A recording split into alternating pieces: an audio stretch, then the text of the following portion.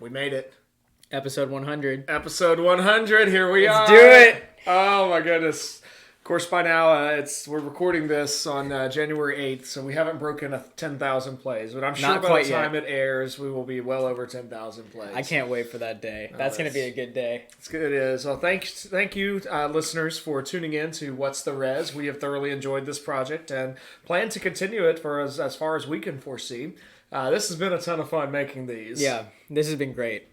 Welcome, ladies and gentlemen, to another episode of What's the Res. We are dedicated to hosting the ongoing conversation about the current resolutions in the world of high school debate. My name is Josh Herring. My name is Ethan Delves. And we are today discussing the February Public Forum resolution resolved. The United States should replace means-tested welfare programs with a universal basic income.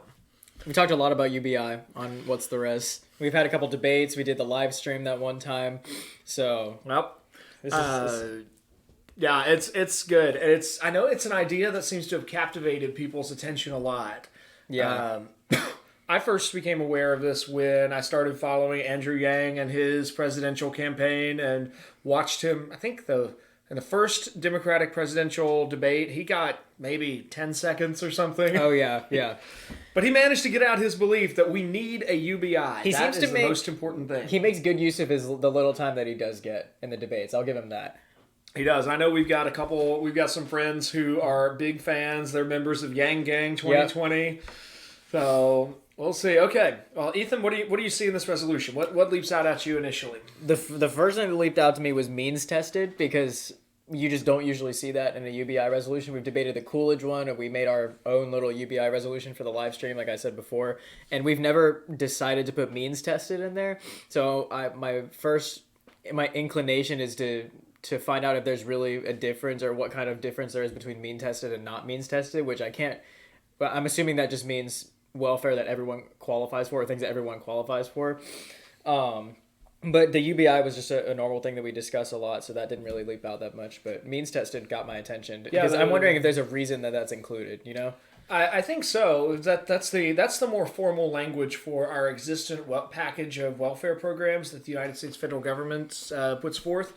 Because they don't just give welfare to anyone who asks. I mean, it seems like that at times. It seems like if we're giving over $1 trillion of money to people throughout the country every year, is it just available to everybody? But it's not. It doesn't work that way. Every program has certain criteria that people have to meet. So it's pretty much all welfare that we're talking about. Yeah, basically. This is one thing too, is because the original UBI resolutions didn't really talk about removing welfare from a while back. Like remember the Coolidge one didn't have anything about. Well, they had a more recent one, I think, right? That did, or maybe it wasn't Coolidge, maybe it was something else. But no, it was Coolidge did, but it was it wasn't quite this extensive. It was arguing that we should have a UBI just in general. So now it's like, oh wait, we can't pay for that. So we're just going to we're going to take out the means-tested welfare. So it's like that used to be an argument against the resolution. Now it's just the resolution. So it evens out the ground a little bit more. I think it's a little more fair to those arguing in favor of the UBI, because then no one can just come at them with like, we can't pay for it, good night.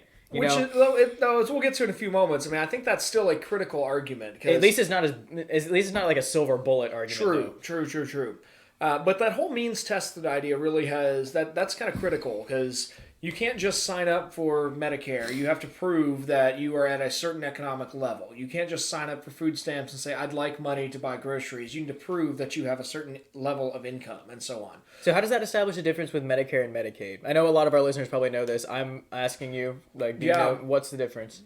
Between Medicare and Medicaid? Yeah. What they apply to. Okay. Medicaid, if I understand correctly, is intended usually for elderly folks. Okay. And Medicare is a more general government-sponsored healthcare program, but I will confess, I've not ever used those programs. I'm not terribly familiar with either, though I have friends I know people who've used both. Okay, because I was wondering, because I thought Medicaid focused more on like, they had more requirements for these income requirements. I'm not both sure. Both of them do, and some of them at different and again, it gets really complicated really quickly, which is one of the reasons the UBI is really attractive, because it simplifies a really complex system. Exactly, and with all of these means-tested welfare programs, you need to not only talk about federal regulations, but state regulations on these things. So you've got not so much. No, really? No, there's not, because we're just reading this thing or no. No, that was about federal stuff. Okay, The all right, Heritage we're good Foundation then. Yeah. report. Yeah, that's looking at federal welfare because there are some state level welfare programs, but with the rise of federal welfare programs, states kind of dropped some of the programs that they already had in existence. So it's like they're already simplifying because like, well, follow me here because again, I'm trying to help. I'm trying to help the case here that if we're dropping more of the state programs in favor of federal programs, while there's still more than just one, like the UBI would just be one program, it's getting more simple. Right. No, that's true. That's true. But it's still it is a convoluted mess. It is that I will grant you that. Yeah. Okay, so now I know we've looked at this before, but do you remember the various UBI programs that have existed in other countries? Oh yeah, Canada was a big one. People love using the example of Canada. What was that other one? It was do you know, or are you just trying to get me to? Oh. Yeah, it is on the notes in front of you, but right, I'll jump in. Yeah, but you're right about Canada. Their program lasted 2 years. They had one province that experimented. Well, with you have UBI. Kenya and Alaska on here. Those weren't the ones I was thinking of. Oh, okay. Yeah. Were you thinking of the one in Finland? Was it in Scandinavia? Yes, that was the other big one. Both Finland and Canada had programs for a while, but they kind of, in the case of Finland, it became too expensive, so they discontinued it after, I think, 18 months. Mm-hmm. Theirs was sort of a smaller experiment where they were giving people, I think the equivalent of $400 a month for, but there were 32,000 people in the experiment, right. But it cost too much to continue to run. No, Canada's was more expensive, right? They ended up giving a lot more money. They did, but we don't know specifically why they ended theirs. The key motivating factor was a change in party. The Labour Party was in power when they passed a UBI, but then the Conservative Party won the next election, and one of the first things they did was stop that program. And I mean, it was working in conjunction with the universal health care that Canada has exactly. too. So I can't imagine the cost of those two programs together. It's really expensive. Exactly. Kenya has an ongoing experiment. I'll see if I can find more for a later episode with the specifics there. But that one is really interesting because it's funded by a private donor who wants to find out what happens if you give lots and lots of money to an entire village in regular payments. That's interesting. I can't wait to see how that works. So that's a different thing completely, but it is a sort of universal basic income. I can see plenty of people refuting that. Like, that's nothing like the United States. We shouldn't do it, but it's worth looking at. Like, that's interesting to think about. So, and then Alaska theirs is tied to the state's oil business, where every citizen of Alaska gets something like $200 a year as kind of their sliver of the state oil revenues for the year. Okay. Years ago, in the late 60s, early 70s, the United States experimented with something called a negative income tax, where if you were making a low amount of money, you would actually get money back from the from the federal government instead of having to pay income tax. They discontinued it in part because the data showed that apparently people were not actually using this to pick up additional work or further their careers or anything, or get further education or anything. It led to other problems instead. Which is exactly why they put the words means tested in here, because now you have people that need, or the government can make sure people are applying to a certain number of jobs. I think is some kind of weird requirement for some of these programs. I don't know. There's tons of requirements, but there's some sort of regulation to make sure that if we're giving people this money, something might come out of it. Exactly. And that really is, that's one of the pieces that comes up, I think, every time I've heard anybody debate welfare stuff. Usually someone in a welfare debate is one person will focus on the need that exists for whatever welfare program we're dealing with. There's usually a heartbreaking personal need there at the heart of it. The other person opposing it is usually focusing on how other people will abuse the system and will waste taxpayer dollars. That usually comes up, and I'm sure that will be part of people's debate in this particular resolution. All right, cool. I think we're good to get onto some arguments. I think so, but first, we should mention we have a premium debate episode on basically this resolution. Back in August of 2019, I debated a friend of mine named Andrew Wood on the universal basic income. And that episode is available as part of our premium subscription. So if you want to subscribe, which you can do by going to whatsttheres.com and clicking the banner there, you'll find that debate. And you may very well find that some of those arguments are helpful. Andrew and I both did a decent amount of research, and we tried to have as fact-heavy a debate as we could, given the parameters that we had. So that may be helpful to you. With that, Ethan, do you see what are some good pro arguments that might be relevant to this debate? The most prevalent pro argument, or the one that at least hops into my mind first, in favor of the universal basic income, is how simple the system would be. You just give people a check of a check. There's no regulation. There's no like requirements or anything. Especially because we're talking about means tested welfare programs, not just welfare in general. But the simplification factor there is really attractive on behalf of the UBI. So that's the number one thing that jumps out to me. I think that's a huge argument for pro because in part.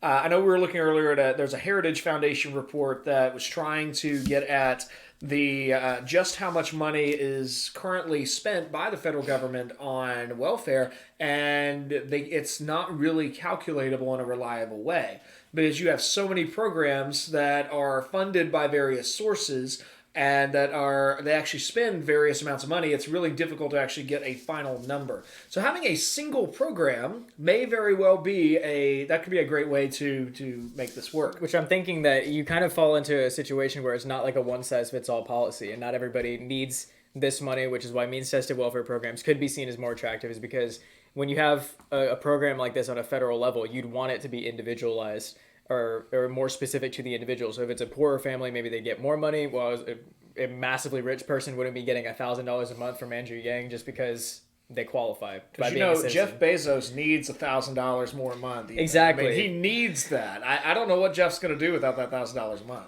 Yeah, especially since he's not paying any taxes. Like, and then there's that. Now, I think it's interesting. You went to the most practical of the arguments there. The one that I've heard from people the most, including our friend Brendan, who we'll give a shout out to on the show. Brendan is absolutely convinced that the robo-apocalypse is coming for our jobs. And that soon enough, there will not be nearly enough jobs to go around because companies will hire robots to do everything that normally they hire lower level employees for today.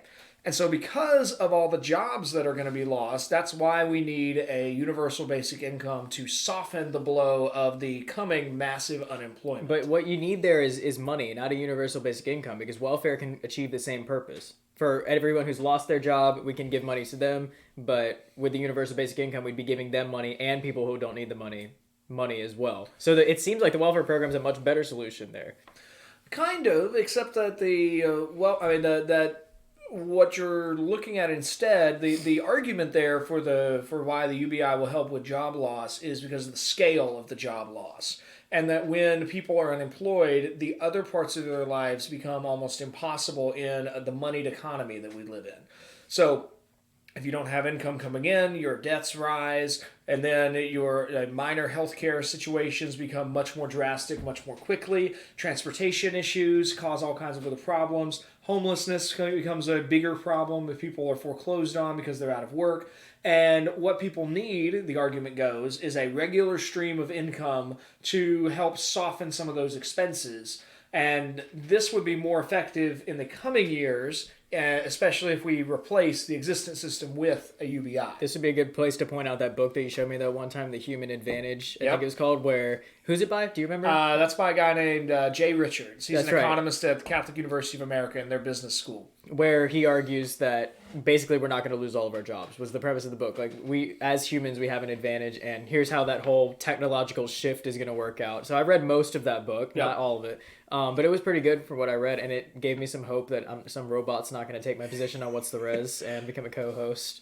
I don't think it would work. I mean, there was last summer, I think there was a debate that happened in New York City With a robot. Yeah, you saw exactly. that. Yeah. Read about that one? Yeah. What I thought was really interesting was that the robot didn't have any trouble coming up with a constructive case because they had fed hundreds of cases into the program. But the robot had a lot of trouble coming up with rebuttal. Here's a really good thing to remember about that too, is like that the human debater was able to come up with a rebuttal to the robot, which it had all of that data input. Exactly. Like this robot has if you're talking like a solid debate case, leave it up to a robot that's been fed, gigabytes of information. Like Premier Debates, like if anyone from there is listening to that, like imagine like Premier Debates, Champion Debates, all of those briefs just given to AI, like to make a constructive case. That just shows that all arguments still have a hole. All arguments still have a weakness. A human being can come in and attack like probably thousands of pages of research and still make a viable rebuttal to that. So even if your opponent has like massive amounts of research and everything seems hopeless, rebuttal, you could still have a rebuttal. Like rebuttals are never lost, which is just really encouraging to me. So that was something I learned from that. So I think that's a good argument then on the really on the con side here that maybe the predictions of a coming job apocalypse from robots are falsely overestimating how many robots will be in the workforce and are also underestimating the ability of people to adapt to changes in the economy. Fair enough. Yeah. So, this was we had this debate in class. One of your friends, Grace, came up with this argument that I thought was really interesting. She argued she thought that UBI would be really helpful from a feminist angle. Okay. Because particularly for women who decide to begin a family, that often they are that this could help with some of the when they leave the workforce to be at home, take care of a baby. A UBI would still help them help them contribute to family income. Are there any welfare programs that do that? No. Wow, that is good for the UBI. Could be. At least none that I'm aware of that are specifically focused on that. There are certain programs that will, if you're unemployed and you have children, they will provide you with money to care for the child. But nothing that's specifically intended to say, okay, you are contributing X number of thousands of dollars a month to the household budget, and now that you're unable to work in the same way, here's this to kind of help soften that. I don't know of anything like that. That kind of fits into the streamlined argument too, because even if there was a mother that wanted to go maternity leave and take care of her child, she might have to apply to 5 different welfare programs to cover maybe like one thing is like or I'm not even going to just give I'll just keep this general. She might have to apply to 5 different welfare programs to cover all of the different needs, but the UBI is streamlined. So I know one of the main arguments for the UBI is because it's so simple, we just give people money, they can use it for whatever they need it to. Right. Which does then get to one of the counter arguments there, since we've already introduced this right. I know what you're going to say. Structure. Go for it. Yeah. One of the counter arguments there that might come up is there are people who who receive more than the average benefit from welfare programs because they end up being able to stack programs so they qualify for different ones. So if we assume Andrew Yang's version of a UBI, where he's gone with $1,000 a month, well, there are plenty of people who receive more than $1,000 a month in revenue and benefit from various welfare programs. So those people are going to see a diminishing of the assistance that they receive from the federal government. So you can't put all the blame on the UBI. Just because Jeff Bezos is getting $1,000 check, that might be better, and we might be happier with that than people stacking, 10 welfare programs and getting well over $1,000 a month without actually deserving it, without actually needing it. So we could be easily weighed. Even if this is happening with the UBI, we could still see that as favorable over the alternative. Maybe. I think that's fine. Maybe. I would feel intrigued to at least try making that argument. That's something that I would definitely try. Okay. I mean, I think there's room there. You'd have to make that argument, and you'd need to be ready to. You need to be prepared for blocks that are focusing on grandma's Medicaid being ripped away, and her $800 a month in prescription benefits are gone, as is her $1,000 a month Social Security check, and also her $400 a month in food stamps. So grandma was getting $2,200 a month in living assistance, and now she's only got $1,000. Yeah, and what happens? Who helps with the rest of that? But how do we deal with the increasing cost of welfare is another thing, because if it's the UBI, the one thing that's going to keep a UBI getting more expensive is more people being born. But with welfare programs, if you have people, it fluctuates. There's job loss here, or there's any sort of economic restriction going on, then that changes the amount that we're spending on welfare. But with the UBI, it's going to be the same unless we just have more people qualifying for it. Which means, and that reminds me of another good argument on pro, that the pro side could look at a lot of the data about how our current Social Security system and mostly Social Security, but the rest of the welfare packaging as well is really unsustainable with a shrinking population and a shrinking job force. So, as is, our current means-tested welfare system is projected to collapse. I believe the last number I saw was by 2040. So, going and making this change now could be a much better plan than waiting for systemic collapse of a welfare system. But then how do we guarantee that the UBI wouldn't collapse in the same way? Because in Finland, it lasted, 18 months? See, the argument I've heard about, now that's the biggest question. I think that's the best argument on the con side, that this is ultimately not feasible. Yeah. I mean, so if you have, say, 300, I'm going to avoid doing quick math. You might want to, maybe you can add this up on your phone for me. All right, hang on. Because math is not my strong suit. So let's say we have, let's just be very conservative with our numbers. And let's say we have 200 million adults in the United States who qualify for the UBI. Okay. Meaning they are between ages 18 and 65. Let's say. And they're receiving $12,000 a year. How much is that? So that is a very large number. Okay. That is 2.4 trillion. Millions, billions, trillion. Yeah. Okay, good. $2.4 trillion a year. Now, in order for this plan to work, that means that somehow, through additional taxes, the U.S. federal government needs to collect $2.4 trillion. Or we could just borrow it from ourselves. In which case, we're going to go into more national debt. Which is, as we've already talked about, I don't know how many times, is eventually going to collapse our economy if we just keep going. So, but we need to somehow collect $2.4 trillion more in revenue. Every year and distribute that. But again, if you take, just to at least be fair to the other side, we're taking about what was it from the Heritage Foundation? It's hard to calculate, but it's over $1 trillion from the welfare system. So again, we still need to generate twice that much, but we're taking half of that at least from somewhere else. In theory, this becomes a self-funding cycle because the money is just kind of circulating throughout the economy. It's a sort of redistribution, but it's a redistribution of certain costs that should lead to savings elsewhere in the economy that should all balance out. But I will confess, I'm a skeptic when it comes to this program. So what makes you the most skeptical? What's the one thing about the UBI that makes it everything? The math. Yeah, well, the math is one. The thing that makes it makes me most skeptical is the uniformity of it. Like, how do we have one program? Like, when there's a one size fits all thing, and we're talking about 200 million people. There's got to be some problems in there. That's the one thing. Cost of living is wildly different in different areas. I mean, if you are living in San Francisco, I've read about college professors who are making over $100,000 a year who cannot afford to rent an apartment. They're living out of their cars, making six figures. Yeah. Versus if you live in Raleigh, you can live in a pretty decent place on that kind of money. I mean, and you can go on much smaller salaries as well. Exactly. So how do we have a one-size-fits-all policy like that? It seems like the welfare wins on that point. At least where it's much more viable to have an individualized program. Even if some people always abuse the system. It makes sense. Some people always abuse the system, but at least we're not spending $2.4 trillion a year on a UBI. One other point on con there is I would suspect, and I'm sure the data exists. I haven't found it yet, but I would suspect that one of the effects that you'll quickly see if this goes into effect is massive inflation on the basic goods and services for the lowest tier of society. So if suddenly the poorest American citizens are receiving $12,000 a year, I suspect what we're going to see is housing costs for those folks be inflated by about $12,000. And I'm sure that would be a great place to dig into what happened in Canada or even Finland and see if that happened there.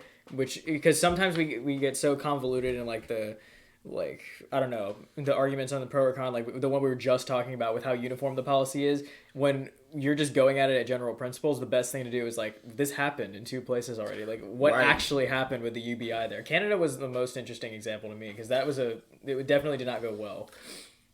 I found when I was digging into those different examples, with the exception of Kenya, because it hasn't been around long enough to have succeeded. And it's privately funded. Right, which that's totally is also different. Yeah. With that exception, every other version of this has failed.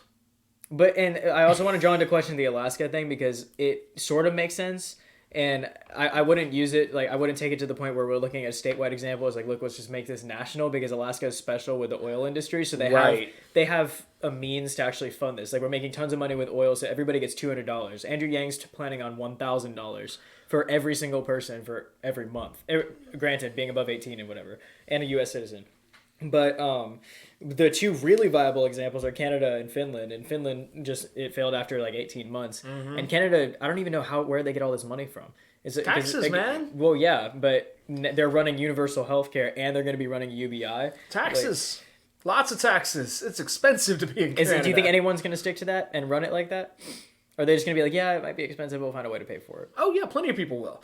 Plenty of people will. Stick to it. Oh, yeah. A lot of people will simply say, we will tax the wealthy. I mean, you've watched... Oh, tax the wealthy. Oh, yeah. Because then, yeah, we can tax the wealthy, but then you were just talking about how the prices are going to inflate for the poor anyway. So it's going to balance out for the poor, and the wealthy are going to have less money, and everyone just becomes more flattened that way. Yes, and you know, of course, the Austrian arguments for the... I think this is an Austrian argument about...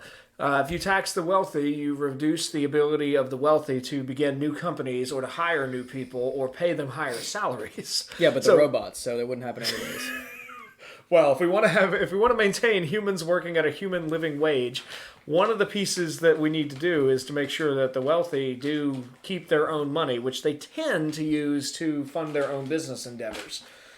Now, that's most of what I've got on this resolution with two last points, and I'll toss it back your way. One thing that I would encourage folks to really spend a lot of time on, especially if you're on pro, is that you need to define what you mean precisely by the universal basic income. Because if you're going with an Andrew Yang style plan, you have an actual amount of money. But when people ran this at the Coolidge tournament, I heard about all kinds of cases where no one bothered to say how much money they were talking about. I feel like no one's actually gone in on the solvency of this. Like, can we actually pay for it? Can someone just make an entire rebuttal about how we can't pay for it? Like, that would be great. Oh, that'd be so tempting. Because it's but here's what's more tempting is everyone wants to talk about the nitty gritty. Like, well, then what if this happens to someone? This many people will abuse the system. It's like, we just can't pay for it. Just like, someone try that. Honestly, that would be great. That'd be interesting. Yeah. Last thing, anytime we get into a welfare conversation, usually the folks I'm discussing this with are convinced that somehow the government can simply give money away. So I do want to just go on record as reminding anyone listening, the government is in no way productive when it comes to the economy. The only money that the U.S. federal government has, and also that state governments have, is money that they have received through taxes. There is no such thing as a free lunch. So if there is a government program that is giving money to the people, that money is coming from the people in some way. So in this case, what the UBI is actually doing is making the U.S. federal government the middleman in an even more convoluted system with the goal, of course, of streamlining things and reducing cost. But in reality, it's simply putting the same organization that is ridiculously complicated and convoluted in charge of receiving at least $2.4 trillion a year and then fairly distributing that to everyone. So is that... You finished with your... Yeah, that's all I got. I just didn't want to cut you off. That was my rant. All right, I'm done. Cool. I pretty much have nothing to add. I think like the UBI is always a solid resolution to argue. The pro has lots of ground to talk about how welfare is not working. The neg has plenty of ground to talk about why we need the UBI. I got a couple of examples, questionable as to whether or not it's working, but it's a decently well-divided debate, and I like how they added in the means-tested welfare, so we can talk about actually getting rid of welfare and implementing UBI instead of having both, which seemed to be the first version of this resolution. So much more fair. It's going to be a good debate, so public forum guys or girls, have fun with this. I've got nothing else. Yeah, that's it. We would love to hear how this debate goes for you, and if you have any questions for us, we'd love to get those as well. Also, any feedback or hate mail you want to send us is also welcome. You can reach us at over email at whatstherez@gmail.com. We're also on Twitter, Instagram, and Reddit with the handle at whatstherez_. You can find our Facebook page at facebook.com/whatstherez. We're now getting bigger on YouTube, which has been quite fun. Just search What's the Res on YouTube. We also got our website. That's www.whatstherez.com. And of course, if you do need more debate in your life, you can find our premium debates, where we release one new debate episode each month. You can find those on our website, and you can click the banner, and it'll take you right to the Podbean premium subscription page. All right, and until next time, work hard, speak well, and seek the truth.